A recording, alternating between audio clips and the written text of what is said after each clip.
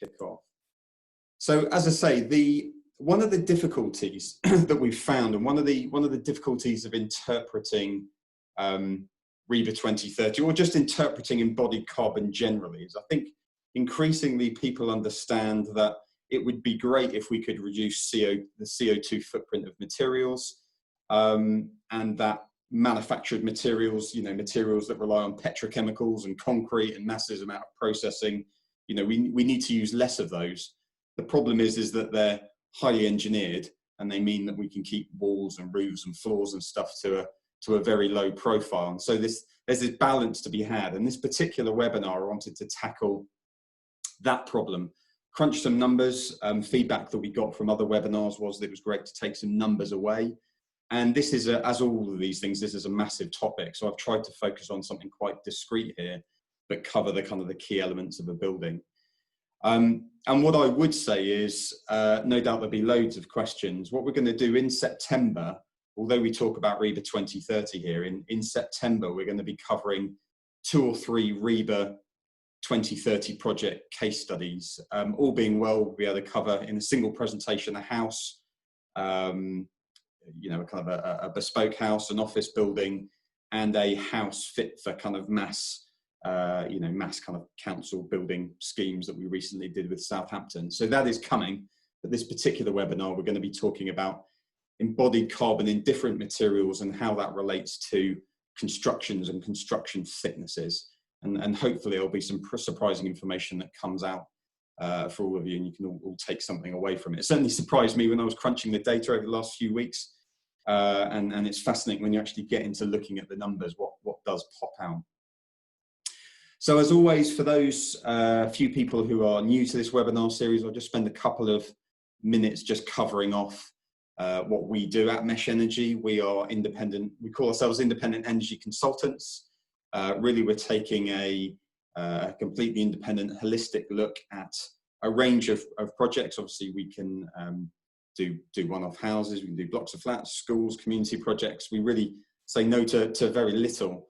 And the gist is for us to help work with design teams to simplify the problems, to get the strategy right, to crunch the numbers, and offer a kind of a complementary toolkit for design professionals to get them to a successful kind of sustainable project at the end of it. And of course, a client that is very, very thankful that they started the journey in the first place and is happy to tell all their friends about doing something similar.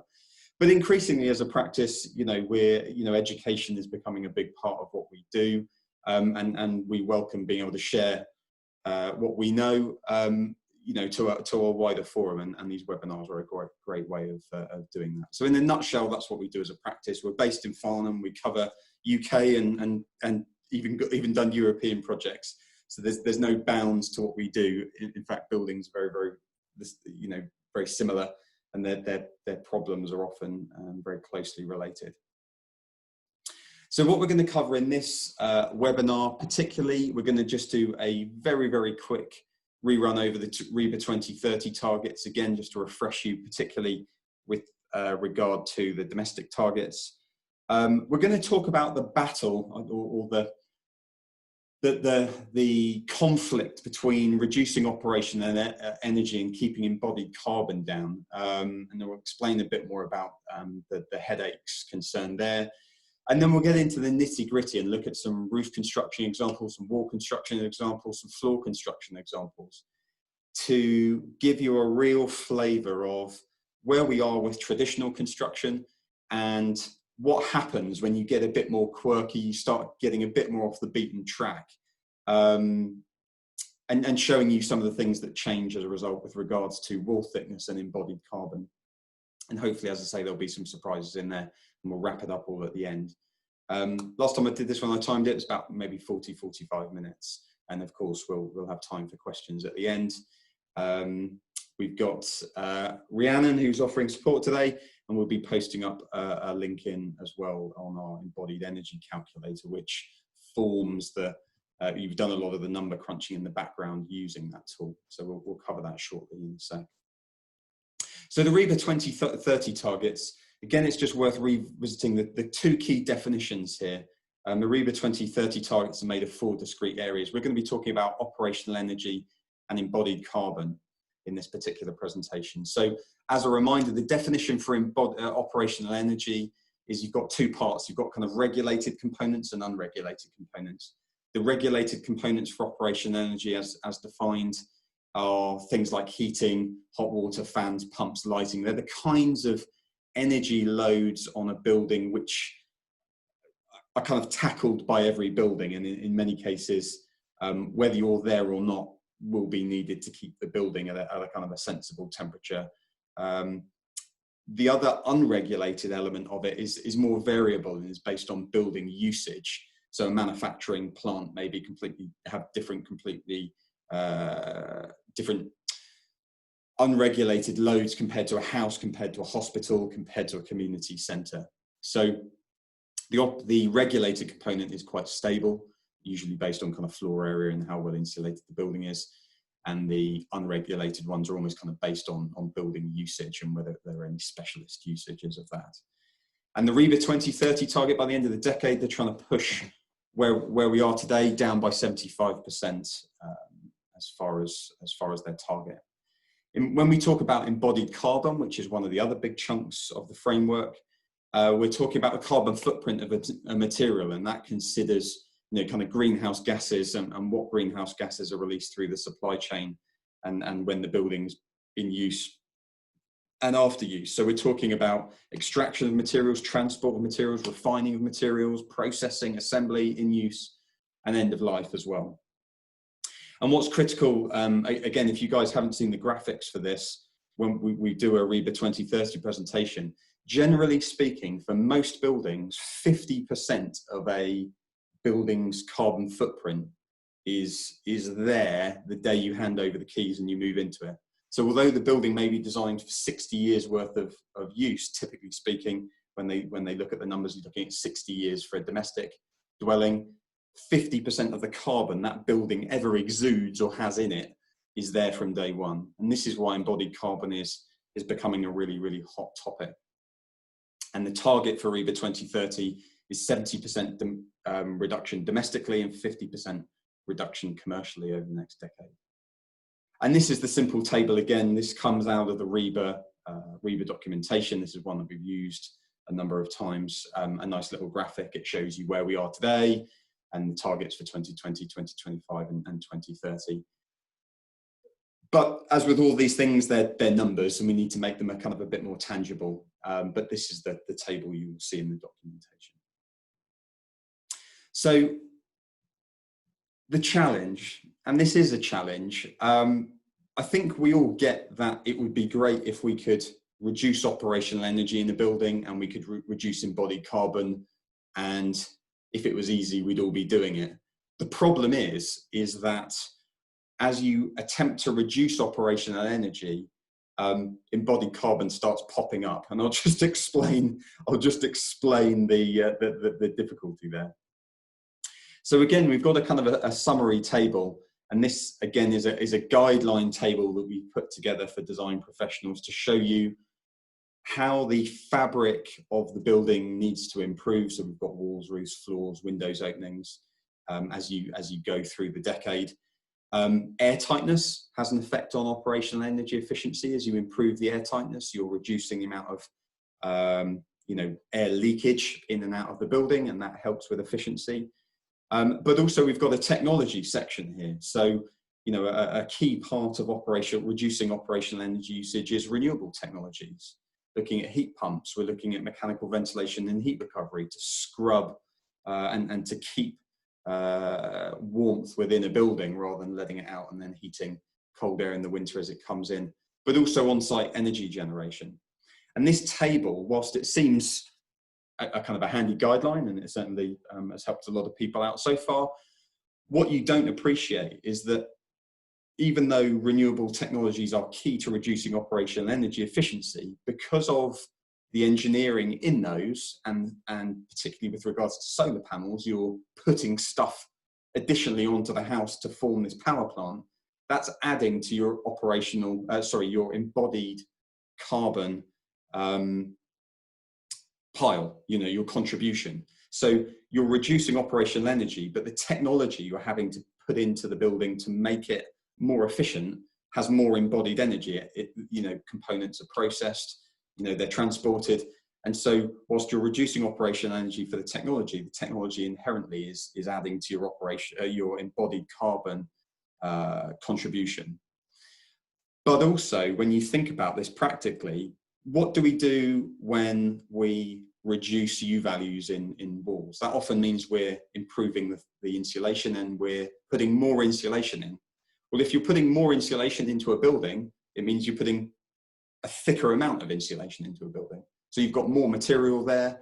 And if you have more material, there's more carbon, per unit volume, or per volume in the building. So again, as you're driving down operational energy, you're putting more material into the building, and the embodied carbon is punching up.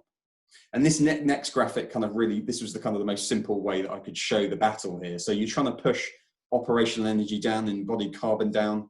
The problem is within operational energy, you need to improve your U values, and the renewable technology you're putting in is pushing embodied carbon up, and your element thicknesses are getting larger.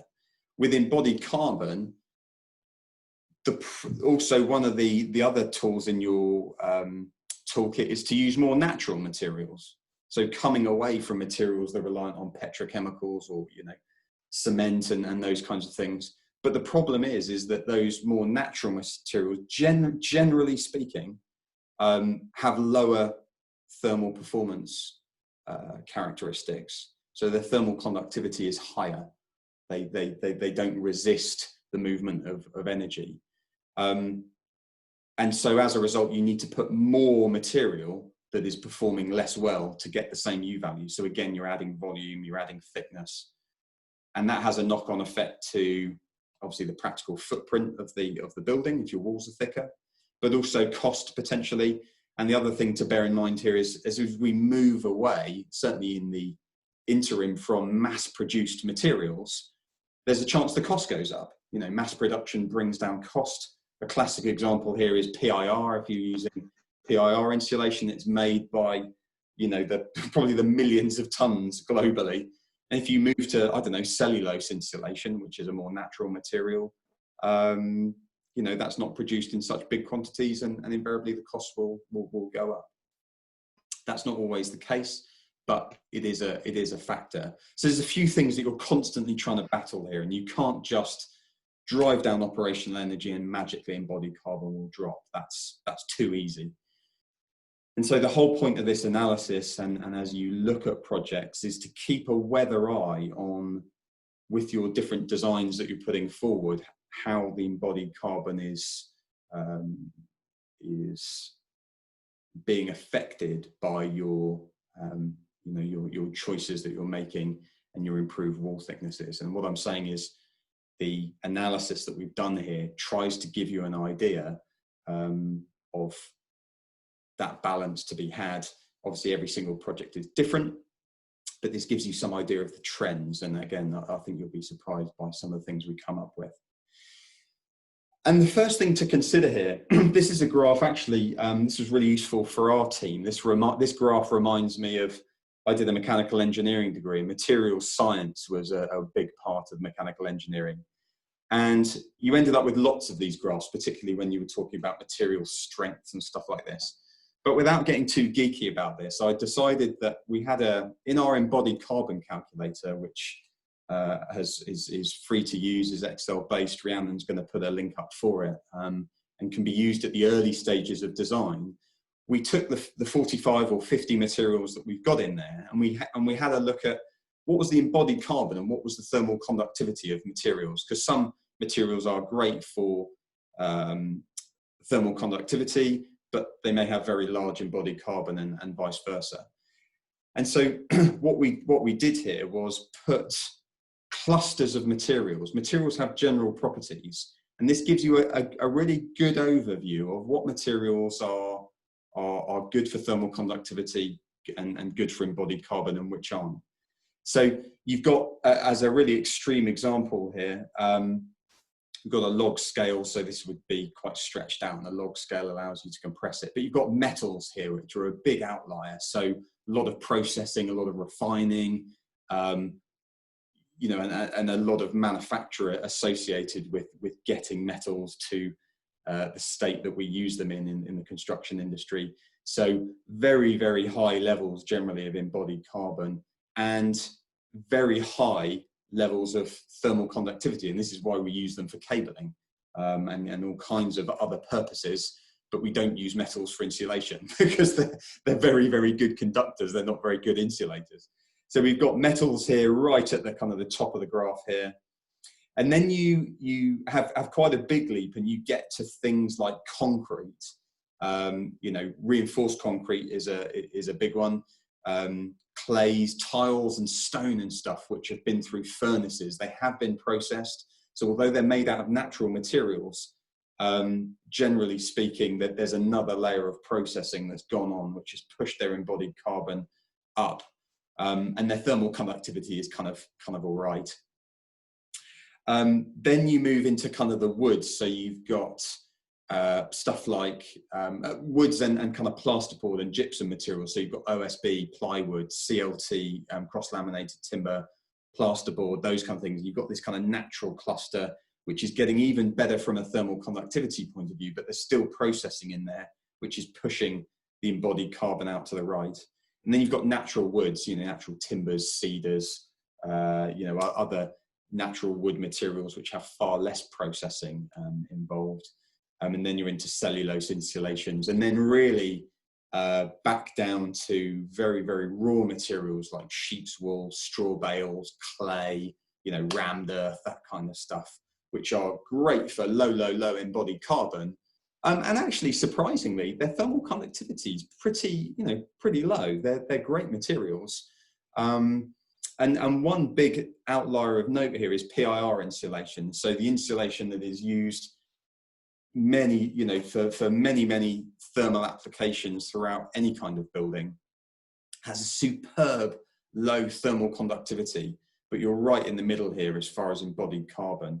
And this was a real outlier, and is something which people will be coming away from. But for the ultimate thin element thicknesses, this still really struggles to be beaten because of its ultra low thermal conductivity.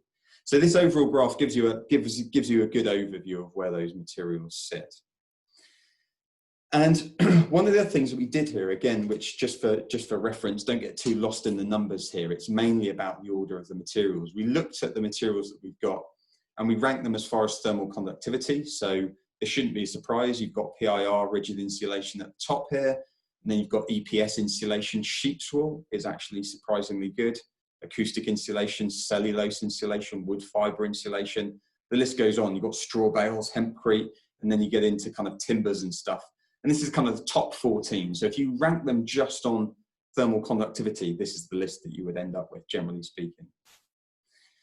And then if you look at embodied carbon, the list mixes up and changes around quite substantially. So you've got sheep's wool, straw bales, clay, those really natural materials right at the very top.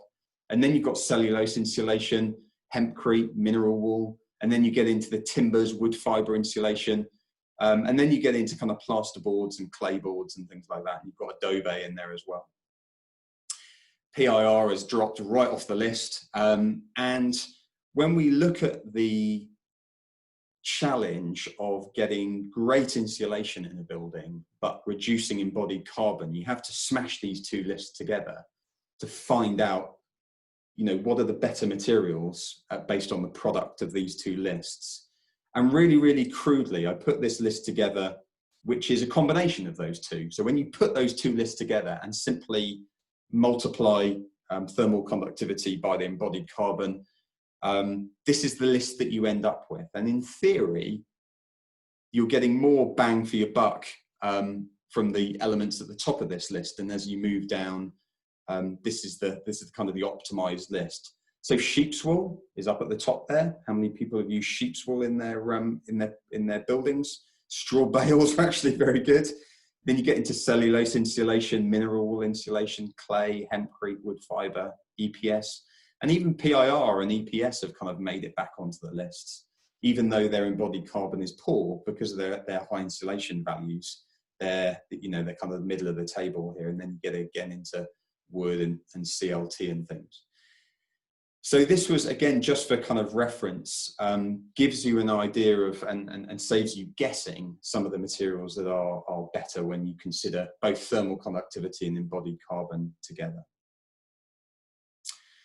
So let's get into some construction examples here. And as I say, the examples that we've used here, I have directly used our embodied carbon calculator. As I say, that's free to download, and many people have used. I think we've got over 100 downloads of it so far. So it's a great tool, and you can get this data out of that calculator if you use it. It doesn't take too long to learn to use at all. So we're going to look at roof constructions, we're going to look at wall constructions, and we're going to look at floor constructions. We're going to wrap it up and summarize it. As I say, it's a massive topic, but this is a real just kind of taster into how traditional construction methods stack up versus, as you get a bit more quirky, or as you get more kind of sustainable construction methods together.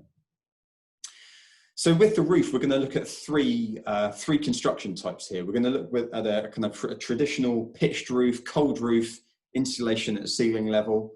We're going to look at a pitched warm roof with PIR in the pitch, in the rafters, and then we're also going to look at that same warm roof but with cellulose or sheep's wool insulation in there, rather than using PIR, to see what effect that makes. Nothing too crazy here, just using construction types that have been used for many years, and then looking at some alternative insulation types here. There's no point in going too quirky, because this stuff has got to be practical. So again, we've got a roof construction that many of you will have come across. We've got tiles, we've got an air cavity and battens, open timber rafters, mineral wool at ceiling level, and then plasterboard. Pretty straightforward. Cold roof design. Then we've got the construction, which is insulation between the rafters. Again, no surprises here. We've even got insulation below the rafters as well. So we've got insulation between the rafters, and then kind of an overlay of insulation above those to get the U values that we need. We've got tiles, we've got battens, and we've got a plasterboard finish on the underside. And then the final one is much the same, but we're putting bats of cellulose or sheep's wool in between the rafters and over the top of the rafters. So again, nothing magical here, but I think you'll be surprised by the figures. And just before we look at the figures, the other things which are worth bearing in mind here is there are, other than the construction of the roof, there are other things to consider here which could further save you embodied carbon and give you an improved U value. One is flat roofs. You've got less physical material. Admittedly, you've got less space, but a flat roof compared to a pitch roof, you're using 40% less material. And so just through the form of that roof, you're able to make savings. Green roofs, of course, you've got biodiversity there that you can have a look at. And also, plant life and soil and material matter on top of the roof adds to your U value. It's another material that has an insulation property, so it can improve your U values also. And of course, whilst we haven't looked at changing the actual roof materials, we put tiles on the construction that we're going to look at. You could put cedar shingles, other types of shingles, slates, which is a very natural material. And so even at that top layer, there's other things to consider compared to concrete roof tiles or zinc cladding. Again, we're back into metals, the embodied carbon's going through the roof. So being more considerate with the roof finishes is another thing to consider. We haven't considered that as part of this, but just looking at the constructions alone, you'll see some trends. So the way we've laid this out, this was I thought about this long and hard, and this was the simplest way that I could kind of lay this out. So we're going to look at, as we go across horizontally here, we're going to have a look at where we are today with building regs, and then the progressive targets as we get to 2030. We're going to look at the target U values, which we've taken from our reference table at the beginning of the presentation. We're going to look at the pitched cold roof, in this case, as our benchmark, and see how these other roof constructions change. So green and the negative number is good, and that means that the roof construction is thinner. And then we're going to look at the very end at embodied carbon and how these different construction methods are affected based on the embodied carbon within them. So we start here with a building regulations notional value of 0.13 for a roof. We've got, if you had a kind of a standard pitch roof, you'd be putting, you've obviously got the thickness of your tiles, you've got nothing in between your roof rafters, but your joists in the floor, you may have 325 millimeters of rock wool or mineral wool insulation. So those two combined come out roughly about 340 millimeters. You've got also a layer of plasterboard, which we've included. So you're at 340, 350 construction thickness there. If you did a pitched warm roof, so you put all the insulation in the pitch and use PIR instead of mineral wool, you make a massive saving. You've got 145, 147 millimeters of saving, and this is why it's used to give you headspace and to reduce the element buildup. That's why it's used a lot. If you did a pitch warm roof with more natural insulation, you end up with a thicker construction. But it is, even using natural insulation, you get better insulation values than with mineral wool. So you actually do make a saving, albeit a small one. So as we move to RIBA 2020, we don't believe the target U value has to change, so none of those values change. As you get to RIBA 25 and you start picking up the U value to say 0.12, you have a thicker amount of mineral wool that you would be putting in a kind of a standard cold roof. Because your PIR insulation is better than mineral wool, your saving is even greater. You're now up to 158, 160 millimeters of saving, and you're using your natural insulation. You've got it's pretty much the same difference compared to the notional standard, slightly thinner. And when you get to 0.1, which is a pretty impressive roof insulation, normally you'd be adding another 3 inches of mineral wool, and the trend continues. But none of these are thicker than mineral wool. There's a saving to be made here. But this is where it gets really interesting. So we haven't gone too off the beaten track with any of these constructions. But then you look at the embodied carbon, and when you look at using PIR insulation, that's bad news. As we know, it's not great for embodied carbon. So you've made this great space saving, but your embodied carbon has jumped by almost 35%.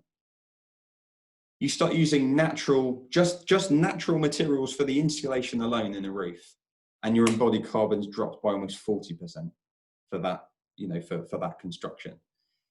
Of course, every project is different, but this just goes to show, again, it's a way of quantifying, and this is what people are finding difficult at the moment. So what? We're used to using certain materials, but what does that mean as far as embodied carbon? And you can see here a marked difference. The difference between using PIR and natural insulation. Yes, you're losing headspace or you're losing floor space, but your embodied carbon difference is massive. And this is not to say, don't get me wrong here, every project is different, and this is why it's so important that we're covering the RIBA 2030 case studies in a few weeks' time. You haven't got to put sheep's wool everywhere to get to 2030. Don't for a moment. That's a big myth. You haven't got to make your house out of straw bales. You haven't got to make your house out of hempcrete to reach 2030. This is just showing if you start using more natural materials, you can make a meaningful impact on your embodied carbon, kind of pot, and really give yourself a far better chance of hitting those targets without making a radical change to the construction. So when we look at walls are a bit of a different beast, and I've included a couple more examples here.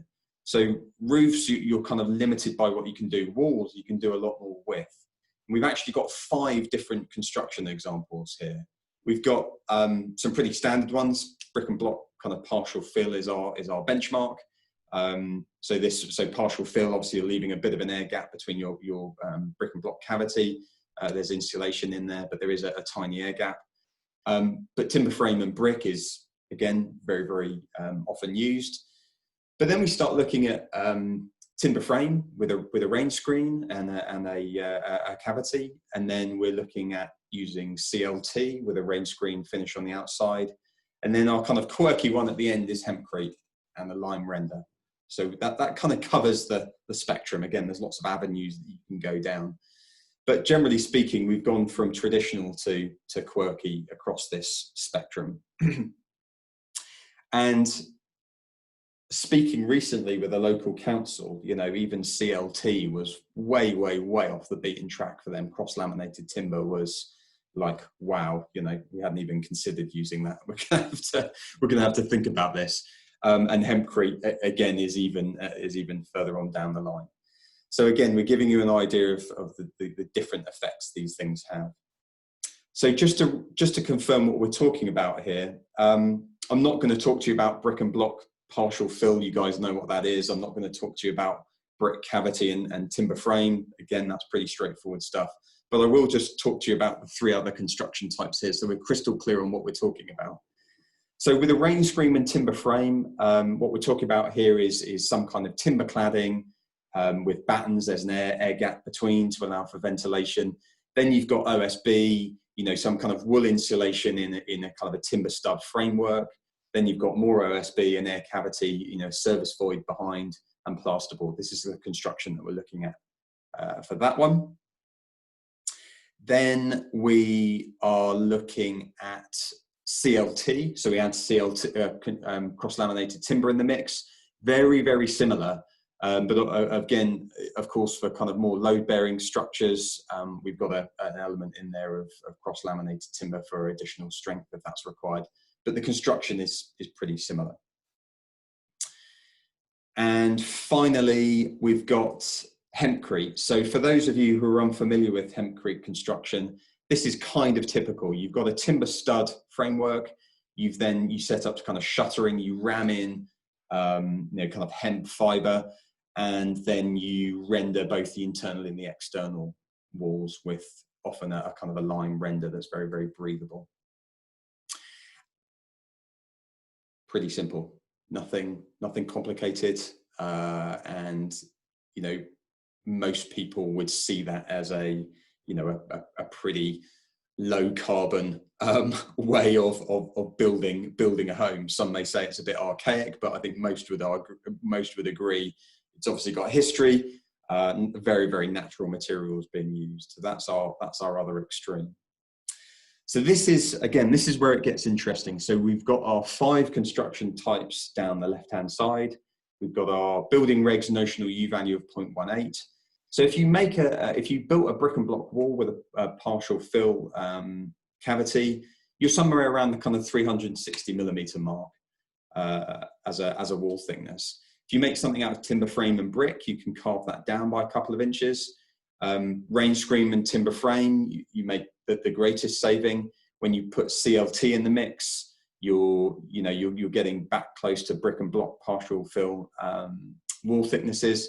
And when you use hempcrete and lime, you are ending up with a thicker wall thickness here. And your biggest battle that you're fighting with hempcrete is its surprisingly poor thermal characteristics. There's a very little air in there, but rammed hempcrete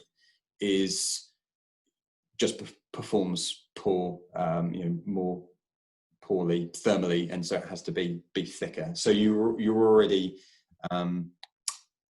dare I say, slightly over with hempcrete. So for a fixed footprint, your rooms are already getting smaller. But there are other savings beyond brick and block construction, which are clear to see from the green. So with RIBA 2030, you're down to 0.16 as a target U value.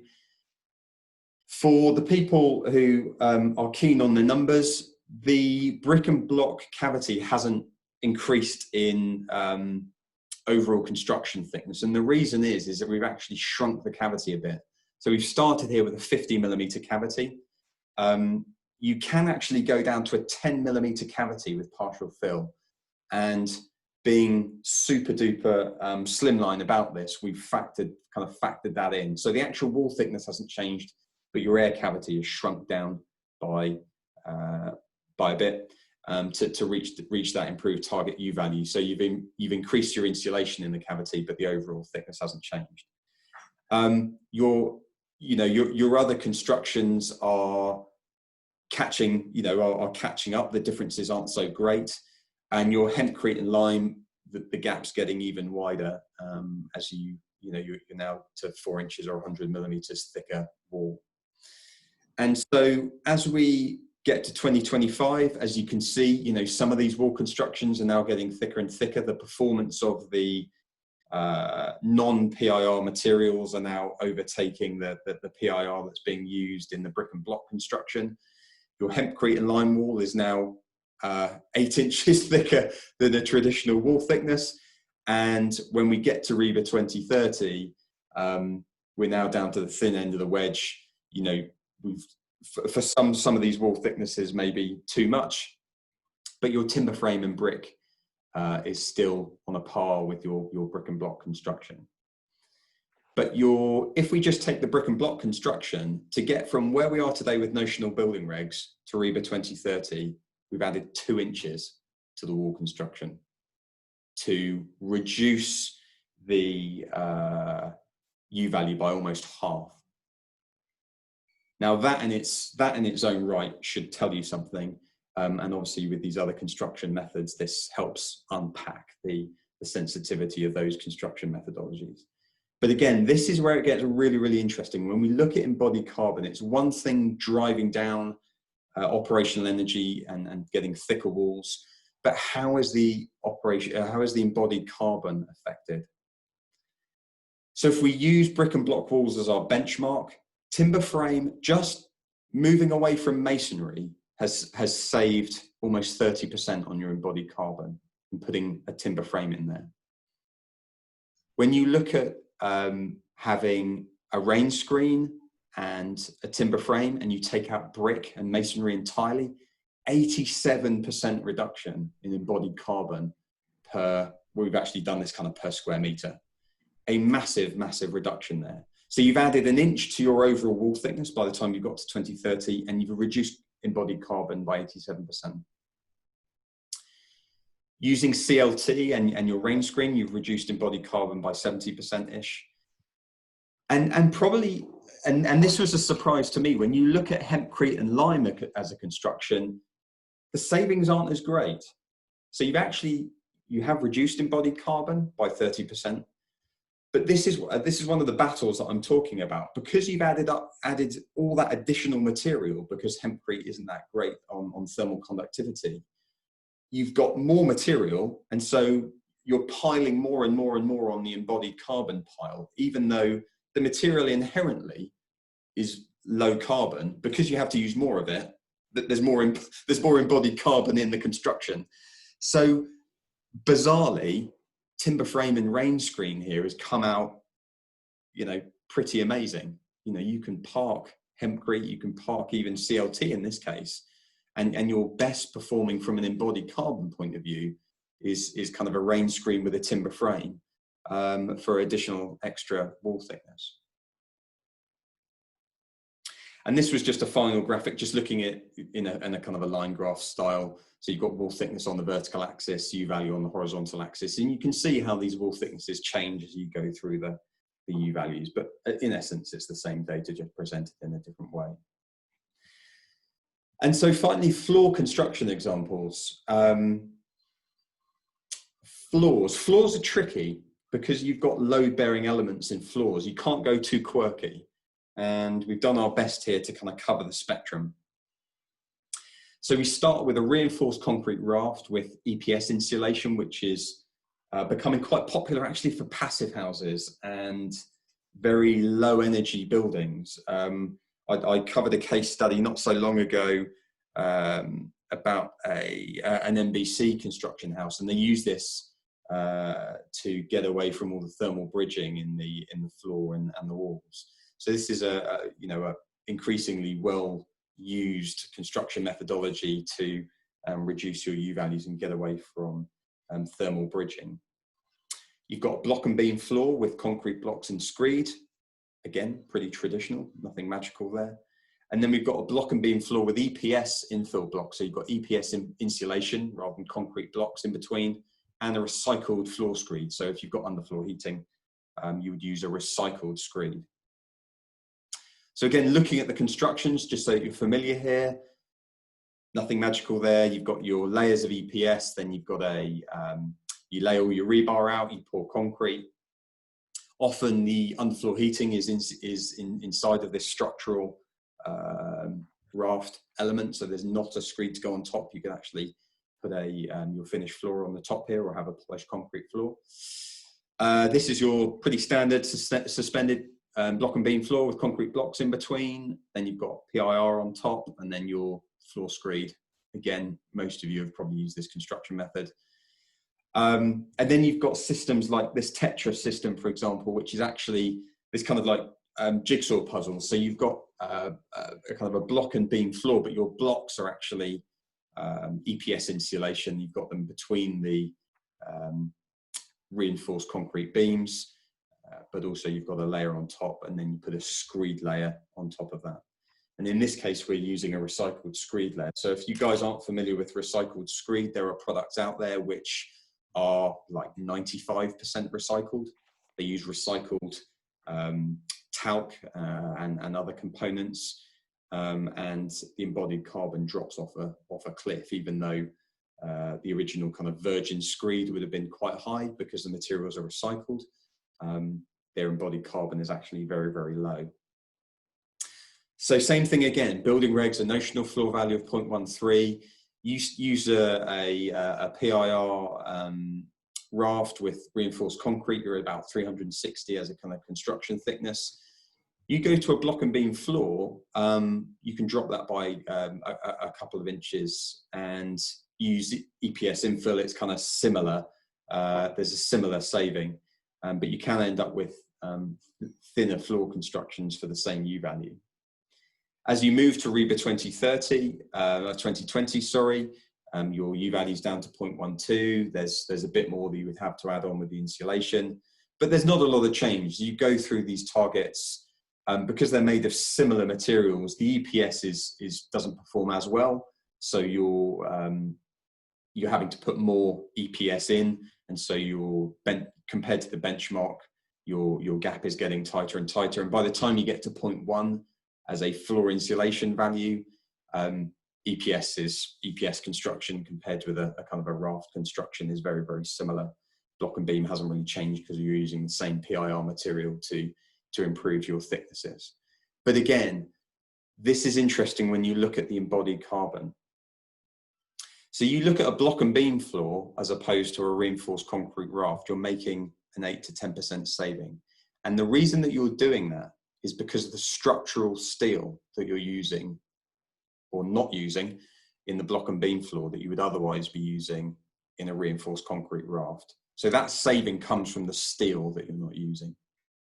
When you look at a block and beam floor with EPS insulation, your embodied carbon's dropped by 1/4 because EPS insulation has lower embodied carbon in it than PIR. So again, we're not making radical changes here, but particular material choice and your construction methodology can have quite a significant effect on the embodied carbon results.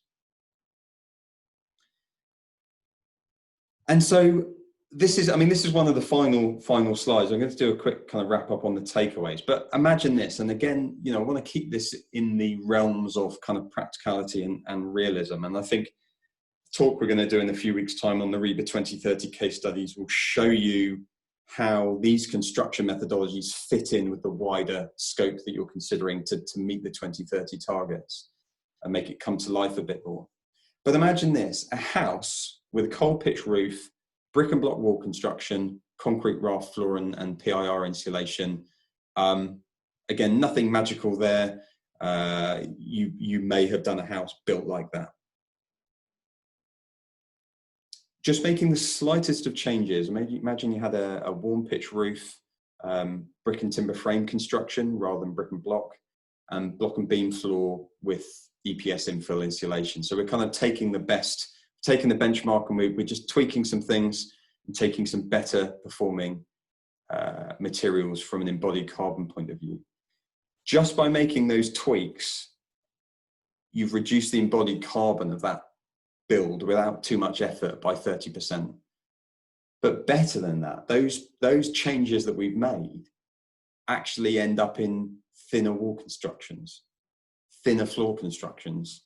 So there is a win-win here in this particular case, is you've reduced embodied carbon and you've given the occupant more space for the same gross footprint area of the build.